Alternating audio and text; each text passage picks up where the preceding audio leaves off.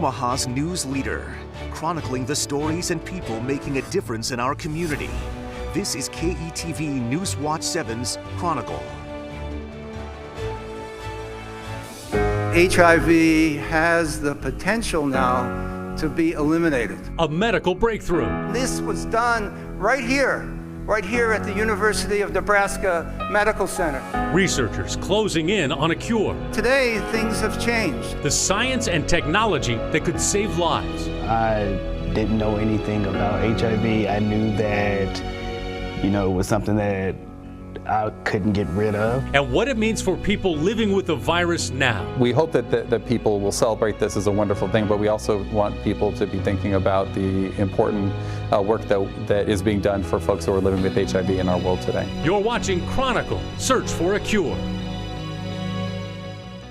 Incredible strides have been made in the fight against HIV and AIDS. The human immunodeficiency virus is no longer an automatic death sentence. And could it one day be eradicated?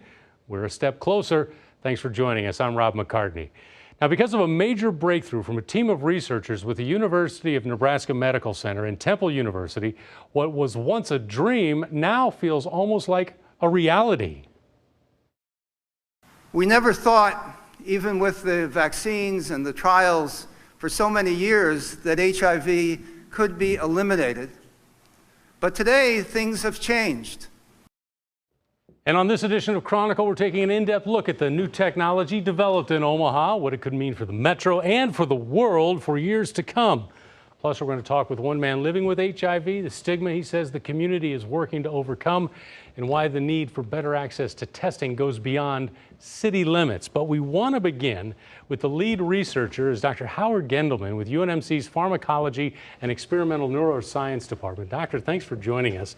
The headline is, "A cure of HIV is possible." How? Okay, first of all, Rob, thank you for having me on the show. It's really an honor and a pleasure to be here and to represent our great university, University of Nebraska and the University of Nebraska Medical Center.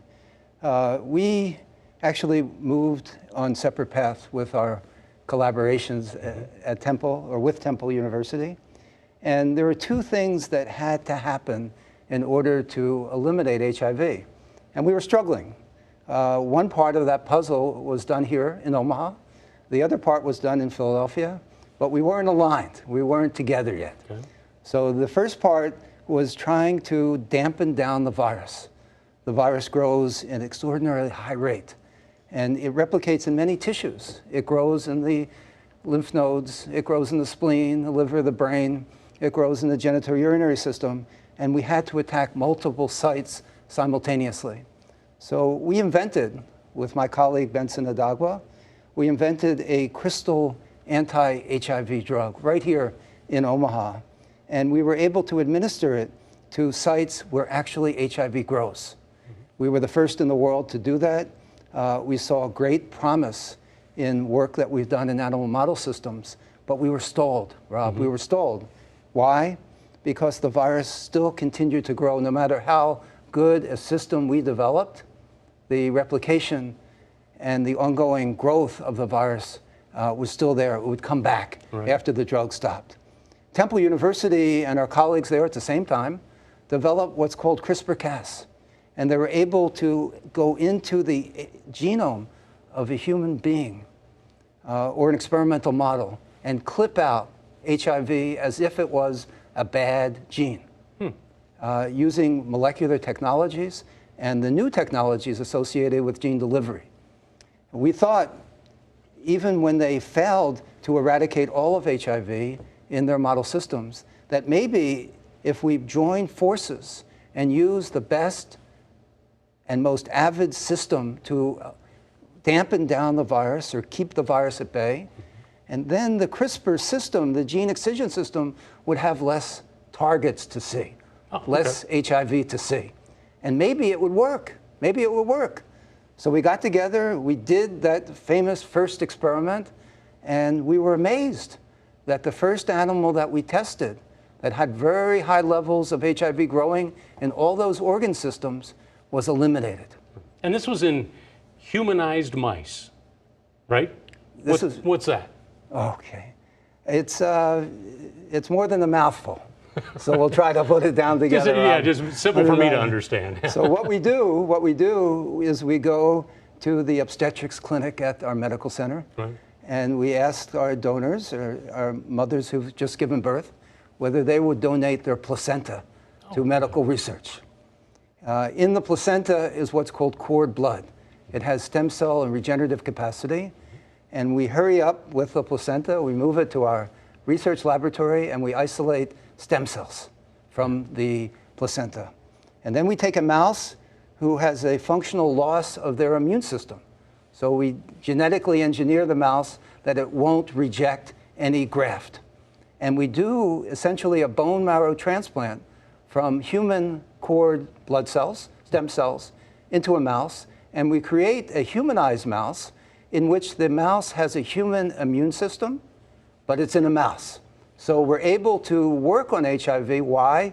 Because HIV only infects human cells. Right. So we have to generate a humanized system in order for the virus to grow and in order for us to test that growth with our therapeutic strategies. That makes sense, because there's also SIV, the simian ID, but success rate with the mice was what for eliminating? In all the animals we tested over 3 experiments in 2 years, because there's a lot of work to be done. Right. After we do our testing, we were successful in 9 out of 23 animals.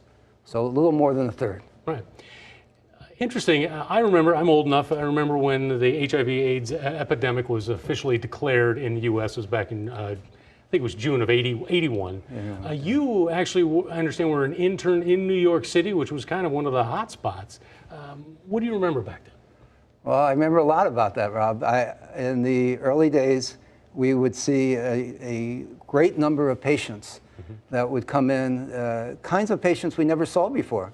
They were young gay men who came in with a number of infections that we had hardly seen in my entire previous medical training.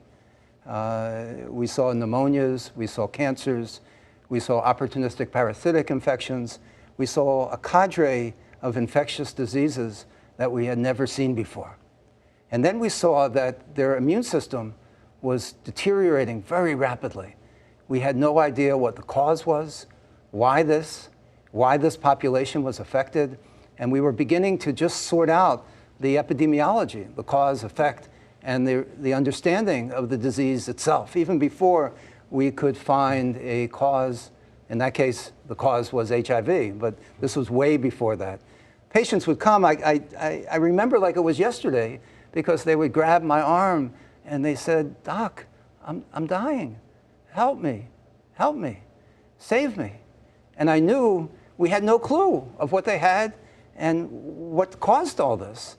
And doctors are supposed to make people better. Right. And we couldn't. All we can make them is comfortable. And we watched them die. Many of those patients die before we knew what, when, where, and how to treat or to do something more than palliative care. So tell me, 38 years later now, what does this say to you? How do you feel on a personal level about what you've been able to be part of for this discovery? Well, there's a lot of words. There's exhilaration, excitement, a breathe of fresh air, an opportunity for achievement, just a happiness that it's hard to put into words for the audience. But you can imagine, you're working on a disease. And after I finished my residency and was chief resident, and then moved to Johns Hopkins, and ultimate to the NIH, and then to Walter Reed, and ultimately to Nebraska, we've been working on this almost 38 years. 38 years. And a lot of things have happened. We've had a lot of successes, but there's a lot of stepbacks and a lot of failures.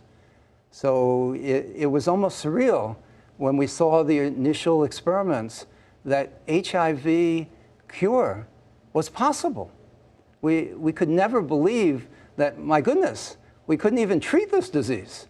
And when we treated it, patients had to take pills every day. They were followed up. They had a bunch of problems along the course of this disease complex. But most importantly, the notion of cure was never part of our thought process, never. Right. And so now, instead of pills every day, what will they, in the perfect world, outside of HIV being gone, what will the treatment then be?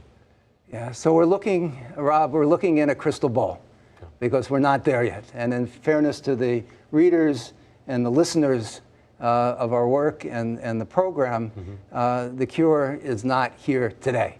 So we're still struggling with getting this specific and eliminating the toxicities of this this pharmaceutical treatment, and we're also looking at specifically being able to eliminate HIV completely from the human genome. We have to get every single virus out by our strategy. This But is an if we amazing succeed- first step. This is an amazing step. I just want to say that. Dr. Gemin, we're running out of time, but I want to thank you. One last question. Nobel Prize worthy? I think we're not quite at that level, but thank you for your vote of confidence. You have my vote. All right. Dr. Gemin, thanks very much. Thanks, okay. Well, next on Chronicle, life for those living with HIV. I was devastated. At the time, I didn't know anything about HIV. I knew that, it was something that I couldn't get rid of. Dealing with the diagnosis, combating the stigma, what this HIV breakthrough means for the community. You're watching KETV News Watch 7's Chronicle, Search for a Cure.